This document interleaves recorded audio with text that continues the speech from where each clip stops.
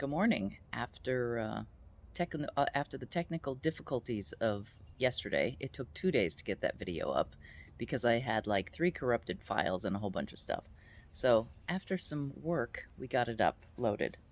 But I'm also doing some editing, and I also, you may have noticed that the words showed up in the wrong spot from yesterday's files, and that's because my editing software is not very happy. So I have lots of technical issues coming on.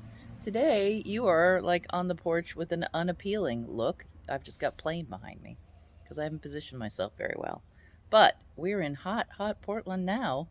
Toni told me this morning, and I'll flip this around in just a minute so you can see Toni. It said it's supposed to be, what, 110 on Sunday? 112. 112 on Sunday. Dang! Do you know how hot it is in Arizona right now? 70. It's 70 in Arizona right now. Apparently, we flip-flopped our weather.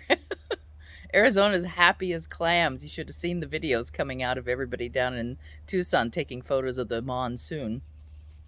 But we're up here in balmy Portland, and it's beautiful right now. I'm totally fine today. Yesterday was like in the 80s. It's beautiful weather, not obnoxious. Sunday, though, we may want to go take a trip. I'll bet you everybody and their brother is going to go to the beach. So we aren't going there, because that's what happens in Portland when it gets hot. Everybody packs up their car and goes to the beach, and then it's a zoo over there. So we will not be doing that. I wanted to catch you up on what we've been doing. So we did make our decision on the crochet along.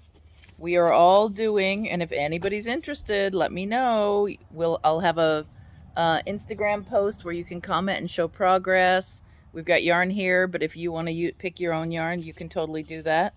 We have picked Venus, and I'll show you the pattern for Venus.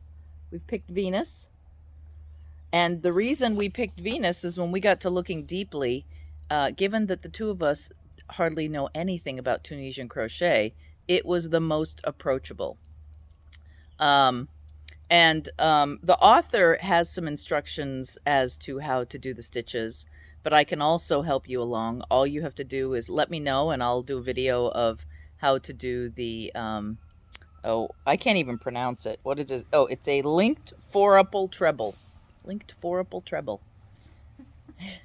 The lingo is super funny and interesting because it's this language, 4-upple, 5-upple, 6-upple, 7-upple. And apparently I talked to Dory, who's also crocheting along with us, and she said that somebody else kind of created these stitches. They're like short rows, sort of, in that you work back and forth, or kind of like a knitted border on an edge of a shawl. So you work back and forth and you make rows and build up your shawl. But it's kind of fun. It takes a long time to get around each row, although I think that it takes less time if you're using a fingering weight than it does for me, who has selected a very fine lace weight. And I will show you my progress so far, and then I'll flip it around and show you Toni's progress so far. So this is the beginnings of the shawl. You're going to get chest shots because that's the easiest way for me to hold this phone. So I did pick the yellow because I had a thing for the yellow. And I'm right over here working my way back around on another row. And let's see. Toni thought 10 rows of this. Yep. No, 9 rows. So I have 9 rows, and I am on 1, 2, 3, 4, 5, 6. So I've got 3 more rows. Well, 7. I've got 2.5 more rows to finish before I am ready to move on to the shells that are the next step on this process. Now I'm going to turn you around to see Toni. Toni, you are on, what row are you on? 6? 6. 6. So Toni almost caught up with me. She didn't even start until 2 days after I did, but she's been diligent. I had a sick day yesterday, and I hardly got anything accomplished. And I thought it would be really difficult, but it's pretty easy. Yeah. Yeah. Once it's that stitch that's hard. It's getting your head wrapped around that back and forth stitch and how to join it. It takes a while to get the memory going. The beginning is a little... Yes. It's fiddly because it's in a direction that you're not used to that's foreign. So that's the progress on that. I also took a class, and it's the first... I wasn't super excited about online classes. Not at all. And the ones that I had seen in the past, mostly through my old job, not my new job, were yawn boring, and I hadn't been super excited. But I wanted to learn Irish crochet, and I wanted to sign up for the upcoming International Organization of Lace Conference for this Irish crochet. The issue that I had is that 2 years ago I signed up for 3 Irish crochet classes, and then they all got canceled due to COVID. I'm looking down because I'm getting my Irish crochet out. They all got canceled, and I was super disappointed, and I wanted to take my classes, dang it. And I really like, oh geez, my thread's rolling all over the ground. I really like the intensive, this is probably not going to help because it's now wrapped under my leg. I have a ball of thread wrapped around me like I'm now tied up on my tape on my chair. I really like the intense nature, the socializing, the networking, and all of that of IOLI. And I was just having a pity party for myself and not signing up for any classes.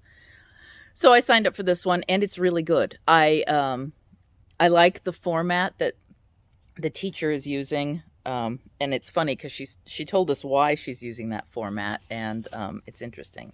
So let me move my papers for you here, and I'll talk to you. Her name is, okay, I'm going to butcher the last name. I've heard her say her first name, so I know what that is. It's Myra, and then I think it's Trenner, Myra Trenner. And she is in Ireland right now, which is the upside to these online classes. And what we're making is a necklace. I will have to do another one because mine's loose. But, oh gosh, and it's now all tangled up because it gets tangled easy. But I'll show you. Here's my little rose, and I'll get that in close. Here's my little rose that is 3 layers of roses.